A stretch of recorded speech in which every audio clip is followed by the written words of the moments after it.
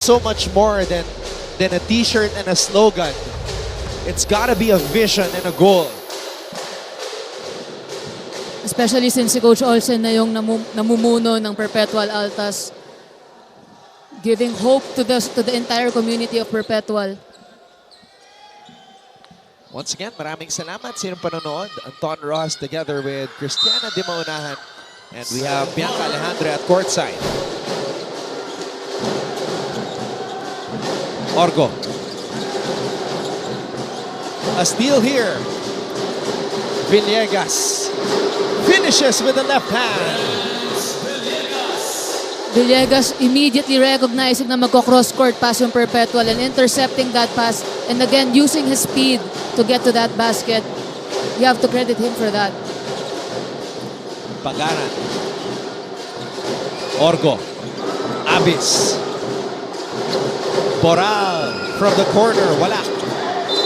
And that's going to be a foul on Abis. Foul on 14, John Abis in second. First team foul. Marco Cruz. Pagsipo JB Boral.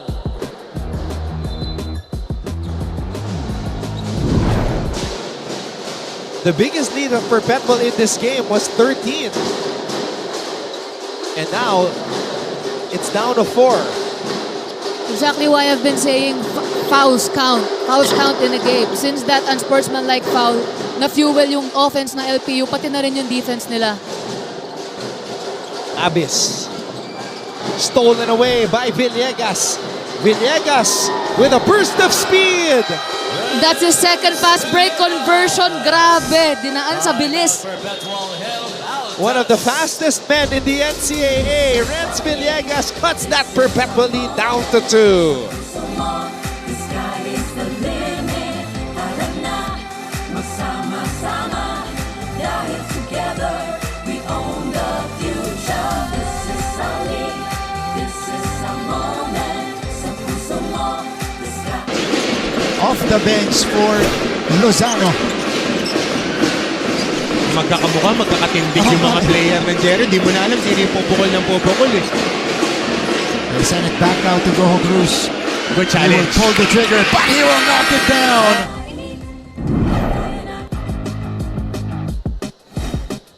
Renz Villegas, as I just mentioned, one of the fastest men here in the NCAA. You can't not stay alert when he's around. And we have the mother of Coach Olsen Rosella, Maria Rosario Rosella, in attendance.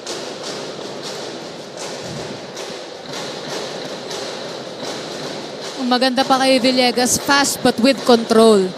Hindi bastang fast na parang headless chicken. He has control. He knows how to finish baskets like that. Given na ganun din siya kabilis. So that's very impressive coming from him. Let's get an update at courtside with Bianca Alejandre. In this escalating quarter, heroes are made in the moments that matter. And truly, if this moment matters, as both veterans and rookies step up to the plate to test their capabilities. Ayon pa kay super rookie Mark Goho Cruz ng Perpetual Altas, gagampanan ko lang yung role ko sa team at yung paalala ni Coach Olsen na ibigay yung 100%. Rely on defense and the results will follow. His determination is matched by Jonathan Daileg of the Piratas, relaying as a defender, I must always stay aggressive at kailangan namin maikontrol yung laro, especially when it comes to rebounds, limiting turnovers and assists. With promising dreams and indomitable hope, let's see which team can ignite this game to their favor. Take it away, Anton and Christiana. Yeah, Mark Goho Cruz really has been a huge revelation for Perpetual, making a very impressive transition from being a rookie and being one of the best players on his team here at the collegiate level. He's not really playing like a rookie.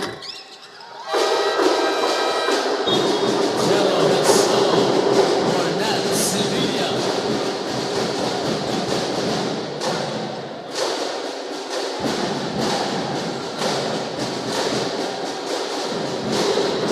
Four-point lead for Perpetual.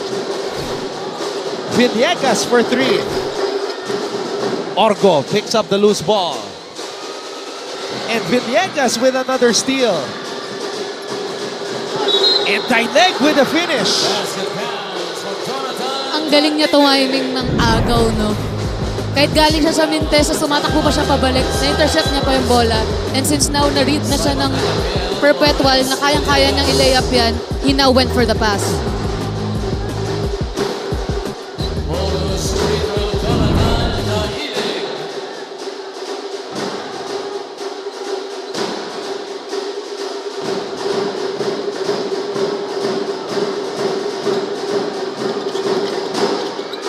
Oh, he misses. And Nunez comes up with the rebound.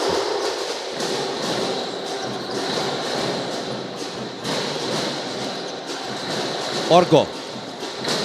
Goho Cruz for three. Bagaran picks up the loose ball. Orgo. Interception.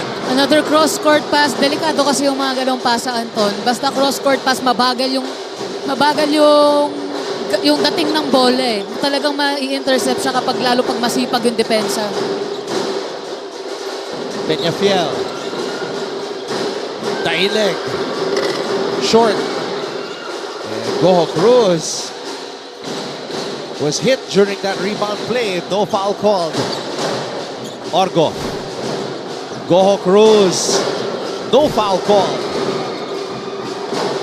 Nunez. Oh, turnover.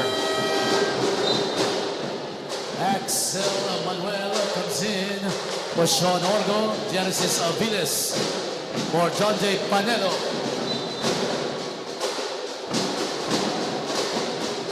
Axel Manuel nagbabalik sa ating laro. Moranejo. Moranejo. Goho Cruz could not complete the rebound.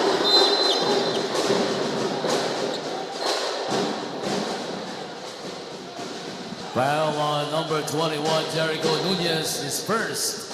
Third team foul on the Altas. Shot clock 14 seconds.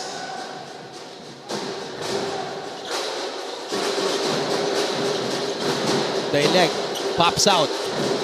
Aviles. Taileg. Three on the shot clock. LBU has to shoot. Gordon goes it. And Perpetual gets the rebound. Right now, just in the second quarter, Perpetual already has 5 turnovers. And we still have 6 minutes left.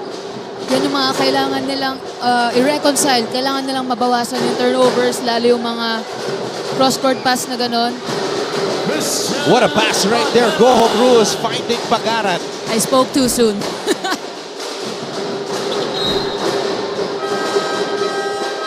Substitutions, Greg Conana, together with Kyle Montano. So let's see the adjustment with regards to the passing, Cristiana. For Jonathan Dahilig. Yes, oo, kasi ang dami na rin na-convert lalo ni Villegas sa mga turnover ng Perpetual, all because hindi klaro yung pasa na binibigay nila sa isa't isa. Conana. Conana to Barba. Barba. Aviles. El Sano with the board.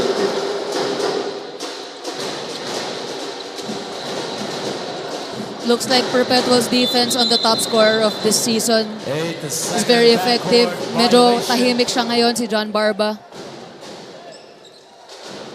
Coach Olsen not too happy with the lack of passing on that last 14 attempt seconds to get the shoot. ball across the half-court line.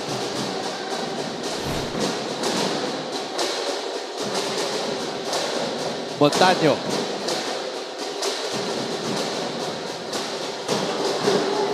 Aviles. Aviles. That's a stop. Shot clock violation. Third shot clock violation. Credited to the tight defense of Perpetual Altas. Na I'm just hoping to see na medyo maging controlled para mabawasan din yung fouls nila.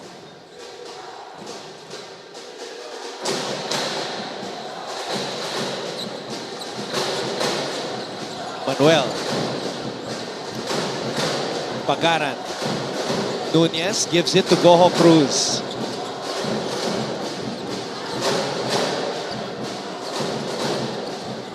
Pagara pulls up. The weak side defense was busy anticipating the elevator screen for Goho Cruz na nalibre ngayon si Pagaran. Sayang lang na hindi na-shoot yung jumper. Barba. Shooter shoot. Shooter shoot, and I just said, tahimik siya, so ngayon, ito na, Christian. Unang puntos. Ang layo pa, long range, three-pointer pa. Tsaka yung mga tira ni Ato, ganun eh. Yung akala mo, inaantok siya. Tapos biglang titira. Hindi mo makakalain. Babanat na pala siya dun sa ganong kalayo. Helsano. Too strong. Helsano gets it back from Pagara. Goho Cruz. A wild pass. Pagara baseline. Jumper does not fall. Balik ang bola. MGC to Helsano. Nakadalawang pasa na si Mark. Papunta sa ilalim. Great recognition. Timeout, LPU. We have a timeout. This is a moment, sa puso mo. The sky is the limit. Tara na, magsama-sama. Dahil together. Almost a steal. Actually, he completes the steal. Paeng Are. Bumiting sa ere. Paeng Are. Wow. And one. May deflection dito mula kay Are.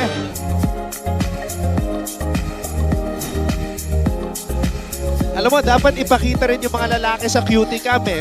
May cutie boy na nanonood ngayon eh. Nasa lower E yata, no? Sinusuportahan si Cristiana at syempre yung kanyang dating coach na si Coach Olsen Rosella. Si Hubert Cani pala yung tinutukoy ko ah.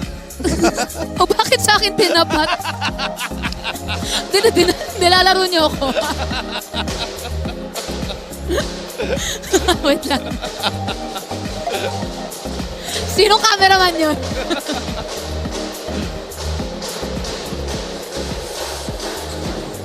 (25-22). Perpetual with a 3-point lead. I think you might have been the first commentator to be focused on the cutie cam. Maliit na bagay, Anton. Ako lang to, Anton. Meanwhile, Aviles scores in the paint. Genesis Aviles. Way to use his body and power and overall strength to get that basket going. Number 25, Jello Helsano is second. That is the 14th foul for the Altas. Shooting the Three-point most, play opportunity. Genesis Aviles.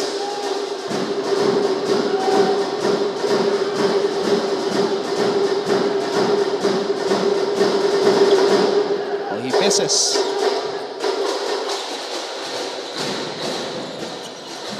Manuel. Goho Cruz. Barba with the rebound. Barba. Peñafiel. Oh! Oh!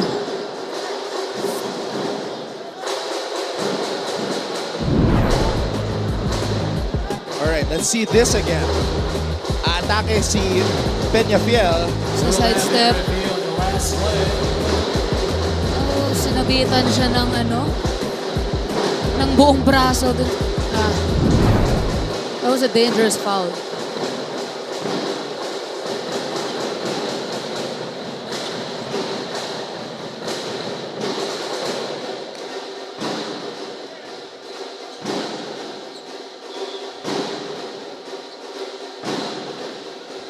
Foul number 33, Axel Manuel is So second. just a regular That's foul the on number Jello Helsano. Short Axel on goal Manuel. for Axel Manuel. Na thank God hindi ganun nasaktan si Simon Peñafiel. Medyo masama kasi yung angle natin dito. Tsaka ang bilis din ng change of direction ni Simon. Tapos biglang dumulas ng ganun. Ah. Tsaka ang God din ang katawan ni Simon eh. Kaya nung sumabit siya, lumipad.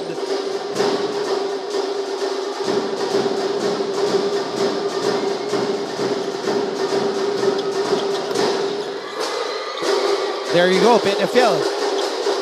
He's A-okay.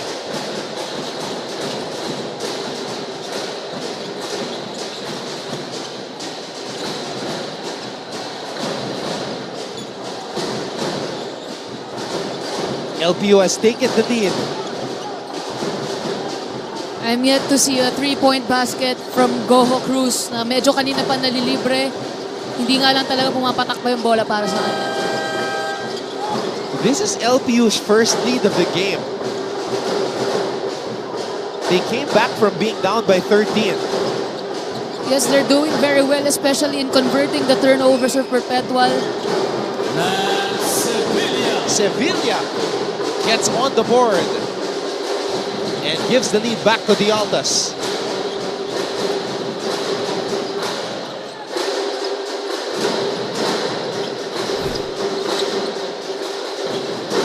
Conana.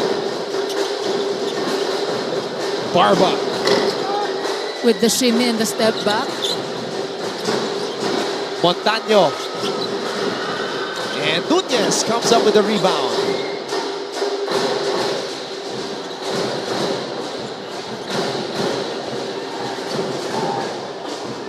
Coral. 2 minutes. Orgo. Sevilla. Oh.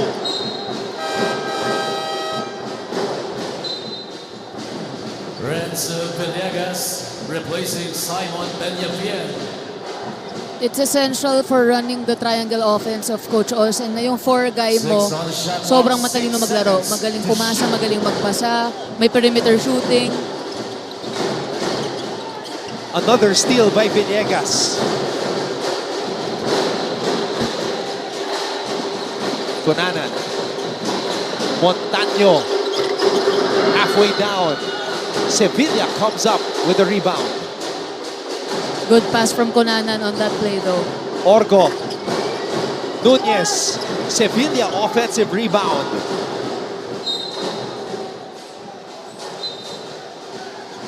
We're seeing both teams getting second, third chance possessions.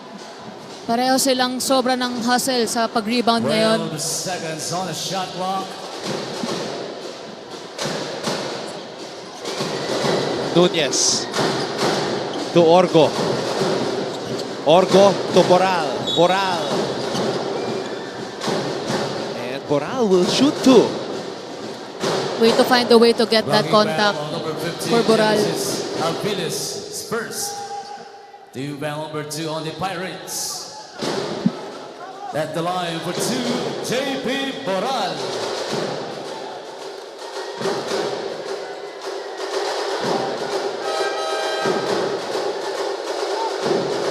Christian Pagaran comes in for Marco Cruz.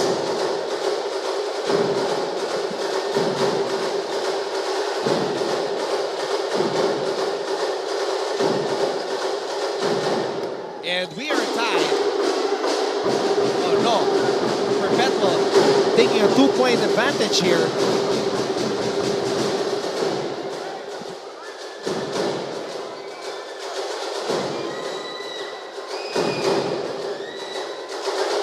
We've had 2 lead changes in this game. Again, LPU was trailing by as many as 13. And scoring just 2 points during the first, 6 minutes of the first quarter? Yeah, it took them more than 7 minutes. More than 7 minutes to score more than 2 points. But now they're in the game already.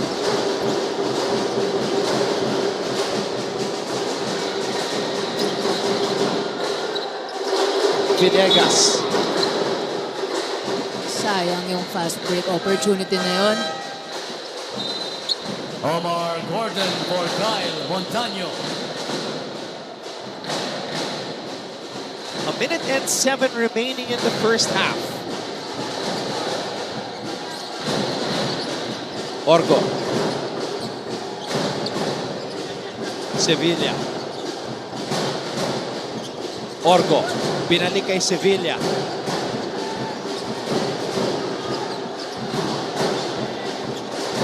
Orgo. Wow! Sean Orgo! Sasabihin ko pa lang, grabe yung lockdown defense si Villegas sa kanya. But the moment na umander si Villegas, good recognition from Orgo na malilibre yung 3-point shot niya.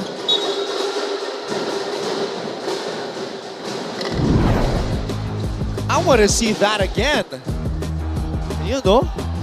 Hugging well on number Good read. 91, Good read on that shot. Umander yung bantay mo, tira mo yung 3 points. Substitutions. Ryan Palingayan.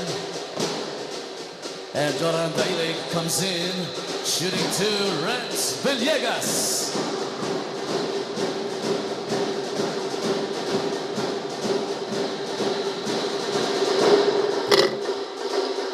Can't get the lucky bounce on that first free throw.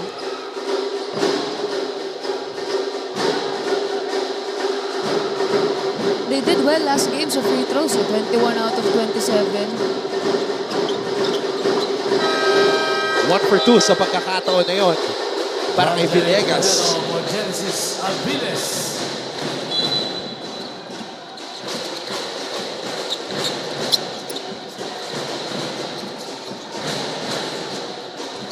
Orgo.